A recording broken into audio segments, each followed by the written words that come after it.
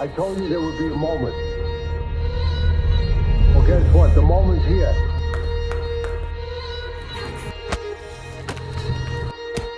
The fight is coming. Let's go!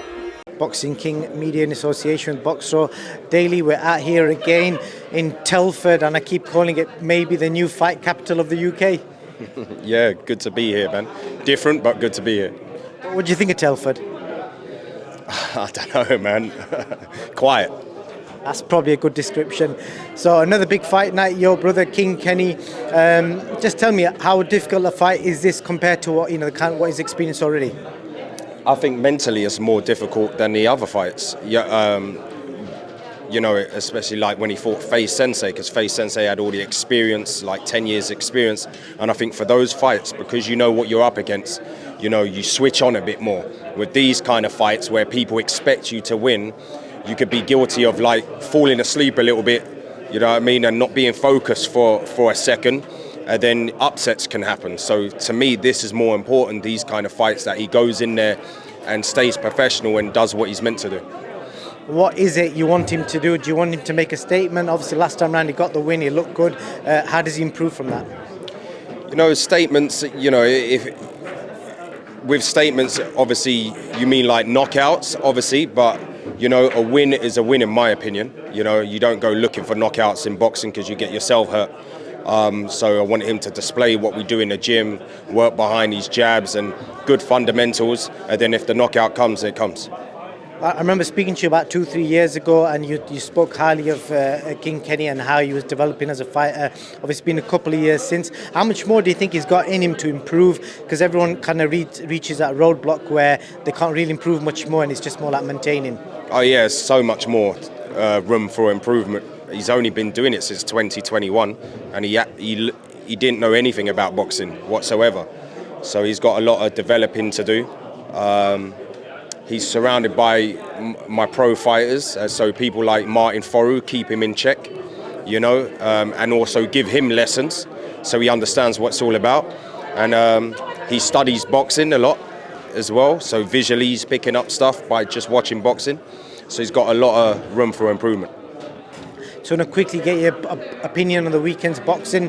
How did you score Tommy Fury, Jake Paul? It was 8 rounds, so I gave 5 rounds to Tommy, 3 rounds to Jake. The 3 rounds I'm being nice, obviously, and because obviously he got the knockdown, even though that was Tommy Fury's fault.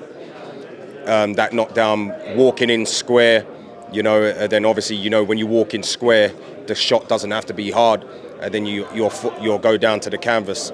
So I just thought, other than that, it was a competitive fight. But as I said from when the first fight got made a few years ago, that what will separate them is that Tommy Fury, he's been around boxing since a kid, and he knows the basic fundamentals, like using the jab, simple shots like the 1-2, feints, level changes, knows how to hold on the inside, knows how to use his feet from left to right, right to left. So I thought that would be the difference. And Jake Paul hasn't learned all those things. And I think after 5 years, he should have done better than what he did, like show some boxing IQ. I think that's what's missing with Jake Paul. But I thought after 5 years, I would expect to see some kind of boxing IQ. But I didn't really see any intelligence against Tommy. He's just loading up, trying to use one shot, you know what I mean? Your fighter Deji was out there. I spoke to him post-fight in the changing rooms. It seemed quite friendly between him and Tommy. I'm guessing he's similar sort of weight, maybe a bit lower, even King Kenny. Would you like the challenge of maybe King Kenny or Deji taking on Tommy Fury? I mean, in this game, it's a lot of it's to do the business side of things. So I think whatever makes sense, obviously we wouldn't back down from anything, any challenge. That's what life is all about, is testing yourself and challenging yourself. So yeah, it would be interesting if that did ever happen. But obviously I'm a realist as well. If it was to happen against not Jake, I think I would be confident putting Deji in there with a rematch, or putting Kenny in there even now against Jake. But Tommy, as I said, he's been around boxing since a kid. So that ring generalship and that IQ goes a long way.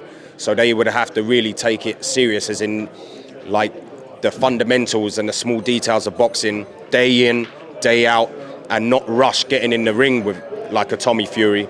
Learn their trade first. Last thing I want to speak to you about, Daley, is I'm sure you will have seen the video of Billy Dibb, the Australian boxer who's unfortunately suffering with cancer right now. And I know you've been open about your own mental problems that you've had in the past as well. Where, when you see a video like that, so like dramatic, where he's talking about saying he doesn't want to die, what goes through your mind?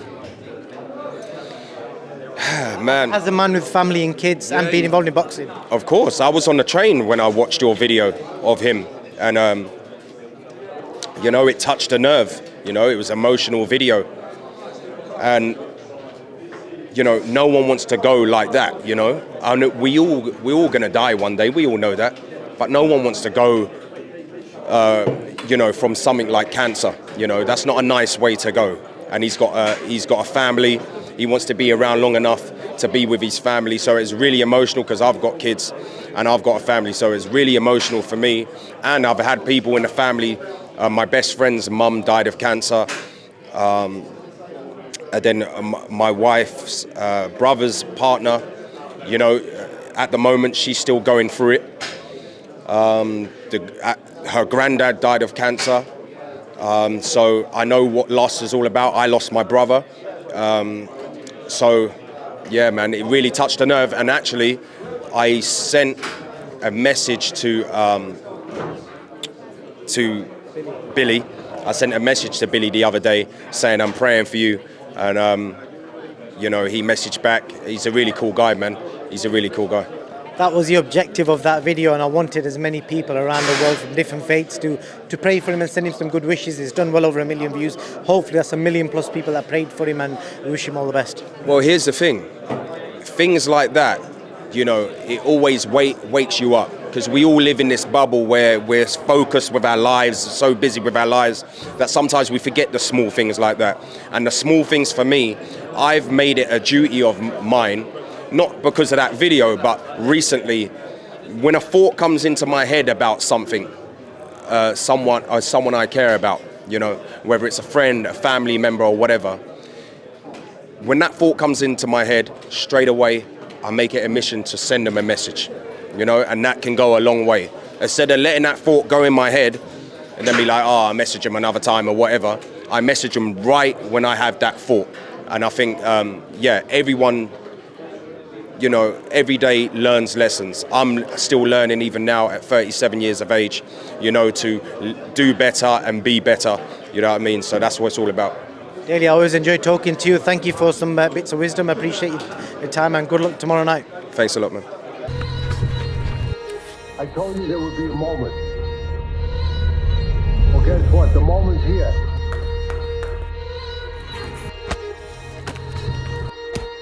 The fire's coming. Let's go!